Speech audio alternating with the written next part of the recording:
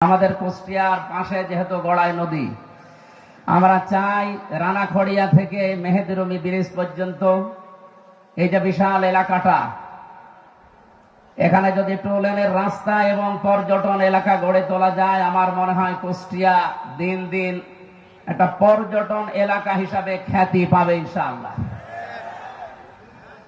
দ্বিতীয় নম্বরে আমার পরিকল্পনায় আছে কুষ্টিয়াতে অনেক দিন ধরে আমাদের একটা আশা কৃষি বিশ্ববিদ্যালয় প্রতিষ্ঠা করা, এবং সে পরিবেশও আমাদের এই অঞ্চলে আছে। আমাদের সদর এবং ইবি থানা মিলে যদি আমরা এটা বাস্তবায়ন করতে পারি, কুষ্টিয়ার চিনি কলটা যদি আবার চালু করা যায়, মোহিনী মিল এবং চিনি কলে প্রায় 1100 বিঘার উপরে জায়গা সরকারি পড়ে আছে। এই জায়গাগুলোতে যদি এই কাজ নাও করা যায়, দেশি বিদেশি সংস্থার মাধ্যমে এখানে প্রায় 10 থেকে 11,000 মানুষের বৈধ কর্মসংস্থান তৈরি করা সম্ভব। আমরা আগামীতে আপনাদের সাথে নিয়ে এই কাজগুলোতে আঞ্জাম দিতে চাই। আপনারা যদি সাথে থাকেন, আমি আল্লাহর উপরে ভরসা করে বলতে পারি, এই পাবলিক লাইব্রেরি মাঠে কুষ্টিয়াতে কিছুদিন আগে ঘোষণা দিয়েছিলাম, জামাত ইসলামী বাংলাদেশের যেহেতু এই বদনামটা আগেও নেই, এখন নেই, ভবিষ্যতেও থাকবে না ইনশাআল্লাহ, জনগণের একটা টাকা আমাদের পকেটে যাবে না ইনশাআল্লাহ। যা বাজেট হবে, সেখানকার জন্য বাজেট হবে, প্রত্যেকটি অর্থ, প্রতিটি পয়সা তার কাছে পৌঁছিয়ে দেওয়ার জন্য সেবক হিসাবে কাজ করব ইনশাআল্লাহ। দ্বিতীয় নম্বর, যে ষড়যন্ত্রগুলো বিরোধী দলের বা অন্যান্য বন্ধুরা করছেন, আপনাদেরকে আমরা আহ্বান জানাই, রাজনৈতিক মোকাবেলা রাজনৈতিকভাবে করা দরকার। ষড়যন্ত্র করে মিথ্যা তহমত দিয়ে, আমার আগে এক ভাই বলছিলেন না যে মিথ্যা প্রপাগান্ডা ছড়িয়ে, বিশেষ করে তথ্য সন্ত্রাসের মাধ্যমে সাংবাদিক নামে কিছু হলুদ সাংবাদিককে তারা টাকা পয়সা দিয়ে কিনে কিছু মানুষের বিরুদ্ধে এমন ভাবে লাগিয়েছে, সাধারণ অনেকেই মনে করে এগুলো মনে হয় 100% সত্য। আমরা এই খোলা আকাশের নিচে দাঁড়িয়ে আপনাদেরকে ব্যর্থহীন ভাষায় বলছি, আমার নামে যতগুলো কথা এ যাবৎ এই 6-7 মাসে তারা নিয়ে এসেছে, এর প্রতিটি লাইন, প্রতিটি অক্ষর মিথ্যা এবং বানোয়াট।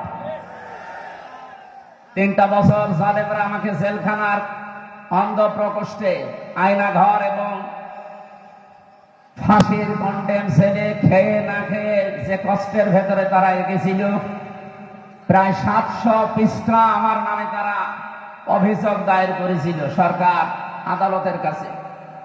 আমি এই 700 পৃষ্ঠায় পরবর্তীতে পড়ে দেখি, একটা লাইনের সাথে আমার এই 33 বছর জীবনের কোনো মিল নেই।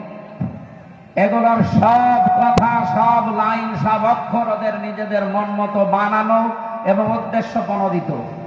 আগামীতে এগুলো যারা করছেন, এখন যারা লিপ্ত আছেন, আপনাদেরকে আহ্বান জানাই, রাজনৈতিক মোকাবেলা, আদর্শের মোকাবেলা আদর্শ দিয়ে করতে হবে।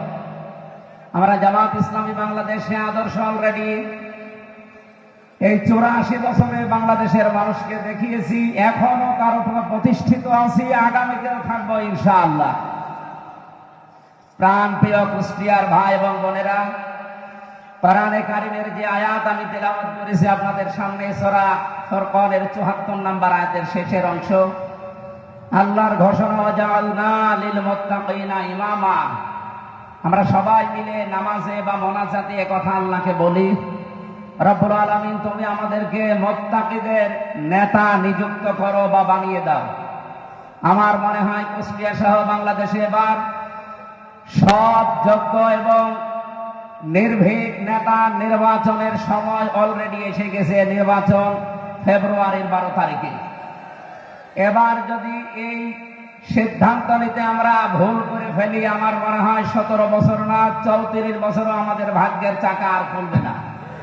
এজন্য উদারত আহ্বান জানাচ্ছি, আগামীতে উন্নয়নের স্বার্থে দেশ, জাতি এবং ইসলামকে এই দেশে প্রতিষ্ঠা করার জন্য সৎ, নির্ভীক এবং যোগ্য নেতৃত্ব বেছে নেওয়ার আহ্বান জানিয়ে আমার সংক্ষিপ্ত কথা যেগুলো বলেছি, এগুলোর উপরে কাজ করার তৌফিক কামনা করে আমরা শেষ করছি।